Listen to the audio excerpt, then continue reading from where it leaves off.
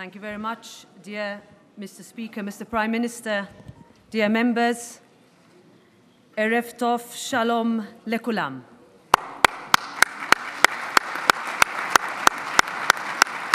It is a great honor for me to be here with you in Jerusalem, in this place of history, of destiny, of hope, in the Knesset, this place of democracy, of liberty, and of resilience. I am here to bring the message of Europe, to underline that the ties between our peoples are deep, and the bond that we share is one that has been forged in the horror of our common history. A bond made in suffering and in salvation. A bond whose strength lies in its openness, honesty, straightforwardness, even criticism, but a bond that has and will withstand the test of time. This is my first visit. It will not be my last. And I wanted to come early in my mandate to send a signal of our willingness to engage, to underline the Parliament's commitment to furthering our ties, and to underscore that the European Union and Israel share more than history. Today, I want to focus on the future, on the strong partnership that exists between Europe and Israel and how we can develop this further, about strengthening the links between the European Parliament and the Knesset. I'm here to talk about improving ties in culture, in science, in trade, in education, in art, in research, and in technology. About peace, about facing the future together. I am an optimist, but I'm not blind to the challenges that you confront, to the threats, some existential, that you face, of the difficulties in supporting a vibrant democracy.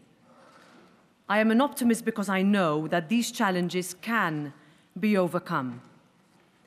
It is, to many outside of Israel, inconceivable that Israel's right to existence is still put into question. And let me be clear, Europe will always back Israel's right to exist. It was John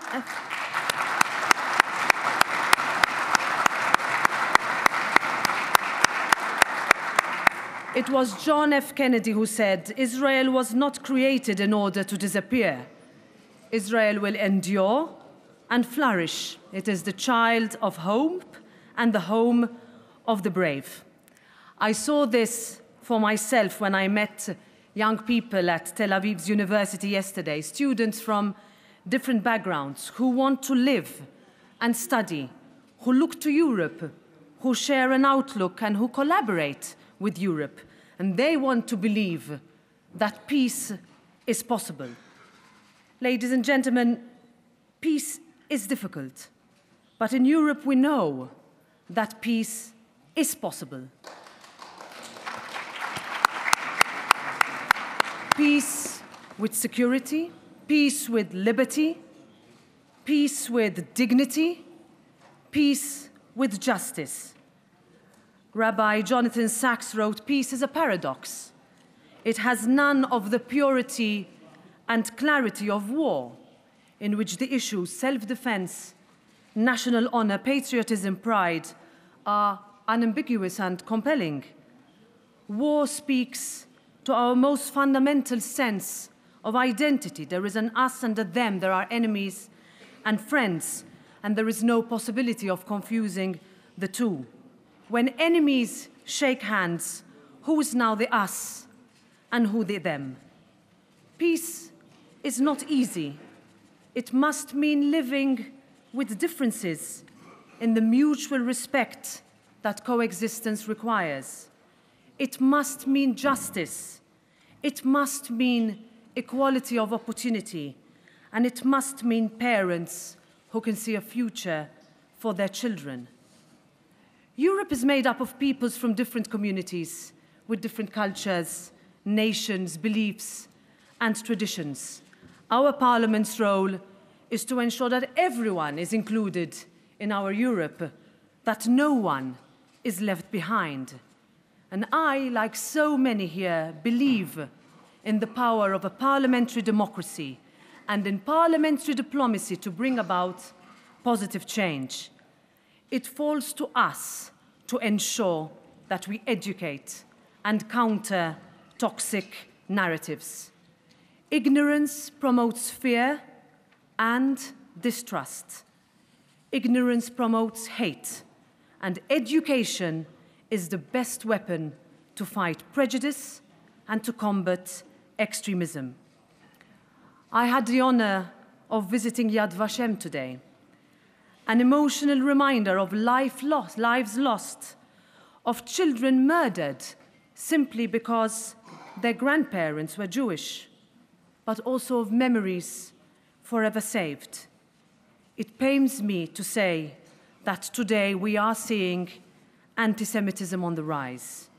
We know that this is a warning sign for humanity, and it matters to all of us. I will not be ambiguous. To be anti-Semitic is to be anti-European.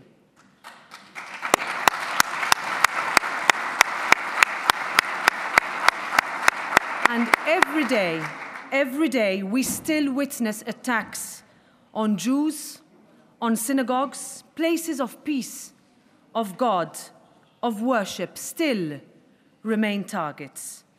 The European Parliament is committed to breaking the cycle, to combating anti-Semitism, to ensuring that we remember the devastation of history and that the lessons of the past will never be forgotten. We have a duty to remember, even when the voices of the survivors are not able to be heard anymore. The European Parliament understands its responsibility in doing that. The first female president of our Parliament, Simone Veil, number 78651, who survived the horror and evil of Auschwitz to change the face of Europe. And our commitment is therefore as personal as it is institutional. And I commit to you that we will not waver. Dear fellow parliamentarians, my message today is about hope.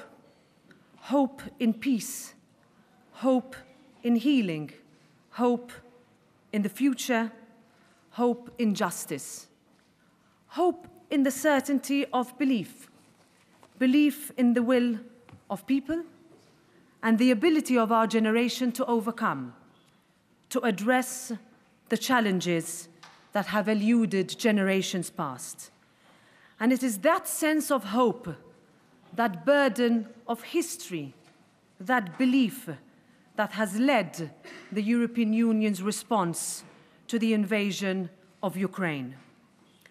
Putin brought war back to Europe, an outrageous invasion of a sovereign, independent Ukraine. Today, the very foundations of the world's rules-based order have been shaken to the core. Putin now threatens the world with nuclear weapons. We must act together to do everything within our power to prevent Russia from using and other non-democratic actors from acquiring nuclear weapons that would bring only more death and irreparable destruction. The war in Ukraine is not a local or regional one. The impact of what happens in Ukraine is felt in Israel too. Since the beginning of the war, almost 6 million Ukrainians have had to flee their country. Some 27,000 Ukrainians have found safe haven here in Israel. They follow the footsteps of one of the great titans of Israel, Golda Meir, who was born 121 years ago this month in Kiev. Russia is threatening the world's food security, destroying fields, blocking transport routes, inciting artificial food shortage.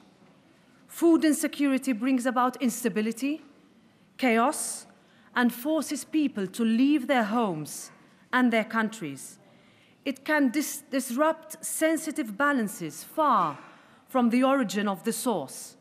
And this is why the international community must remain steadfast and united in ensuring that sanctions on Russia are effective, allowing no loophole to be exploited. Ladies and gentlemen, in the past months, I have had to talk about war. In the past months, I have had to talk about war. תודה. חבר הכנסת טיבי, זה לא מכובד. חבר הכנסת טיבי, בבקשה. Ladies and gentlemen, it's okay. Keep going, please. Thank you. Sorry about that. This is the Israeli parliament. This is democracy. Yeah, this is democracy. Ladies and gentlemen, in the past months, I have had to talk about war. Yet both the basis and the ultimate objective of the European project is peace. Peace, democracy, and liberty. Objectives central to the future of Europe, of Israel, and of this region. And let me say here, those who preach violence do not have the answers. Violence has never been a solution. Terrorism is never justified.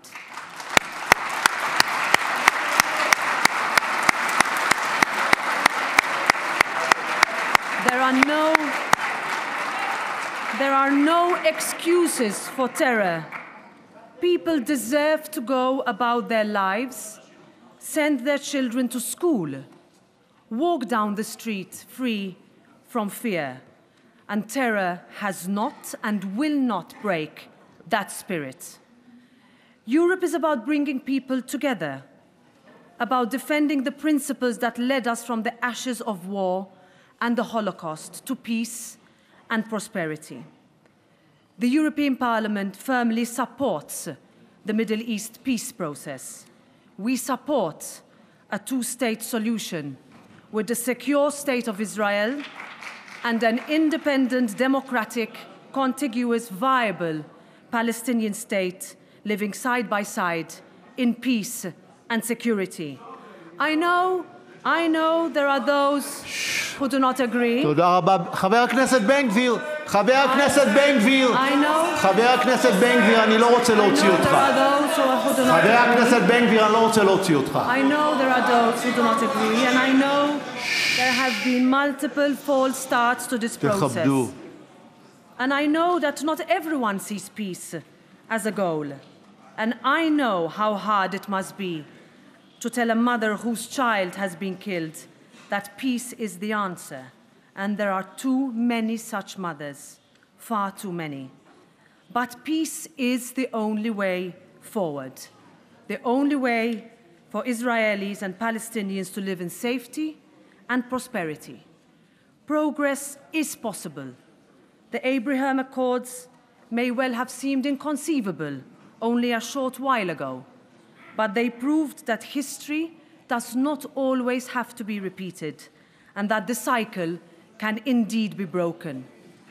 Let me end by underlining that the European Parliament will always be a strong ally in the search for a way forward, in the quest for peace, and all the resources at our disposal will be made available for that aim. The story of your great nation is one of hope, of perseverance, of faith, and of overcoming adversity. This is the moment that Israel can lead the world in not only seeking, but in finding that elusive peace. If I have learned one thing, it is that how the next generation lives and what they learn is not yet decided, that the future is unwritten. Ben-Gurion spoke about the chronic idealism of the Jewish people, a trait that I recognize around this great hall in the sacred city. The world needs a dose of that idealism now. We can achieve the impossible together. The story of Europe, the endurance of Israel, is proof of exactly that. Thank you.